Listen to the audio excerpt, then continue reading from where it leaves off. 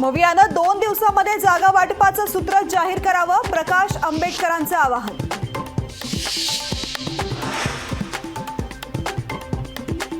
मवियाचे लोकसभा जागा वाटप अंतिम टप्प्यात. 27 आणि 28 फेब्रुवारीला बैठकीत जागा वाटपावरती निर्णय होणार, रमेश चेन्नीथला यांचं वक्तव्य.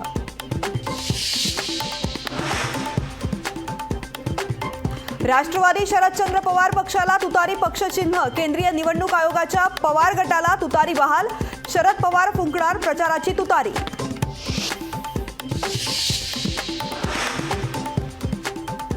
लवकरच स्वागतास तुतारीसहित सज्ज आहोत. मार्च महिन्यात मोठा सोहळा होणार, अमोल मिटकरी यांचं ट्विट करत सूचक वक्तव्य.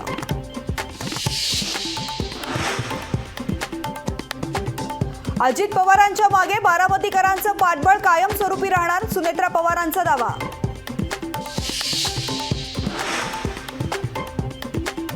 लोकसभेची उमेदवारी मिळाली तर आनंदच, लोकसभेची ऑफर येण्याची शक्यता. छत्रपती शाहू महाराजांचं लोकसभेबाबत सूचक वक्तव्य.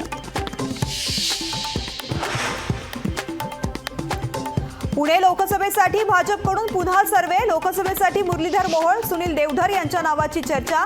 लोकप्रियतेच्या नावावरती उमेदवार देण्याची शक्यता.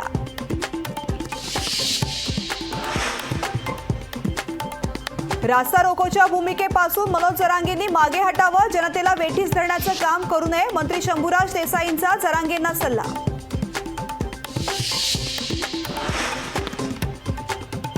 मराठा समाजाला आरक्षण मिळालं तर आंदोलन कशाला? मंत्री छगन भुजबळांचा मनोज जरांगेंना सवाल. तर छगन भुजबळ कोण आहेत, आंदोलन कशाला विचारणारे? भुजबळांना जरांगेंचं प्रत्युत्तर.